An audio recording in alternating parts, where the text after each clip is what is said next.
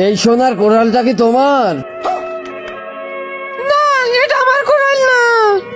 আচ্ছা, কি এই কুড়ালটা কি তোমার? হ্যাঁ, এই কুড়ালটা আমার। আমি তোমার সততা দেখে অনেক খুশি হয়েছি। ধরো, এই 2টা কুড়াল তুমিই রাখো।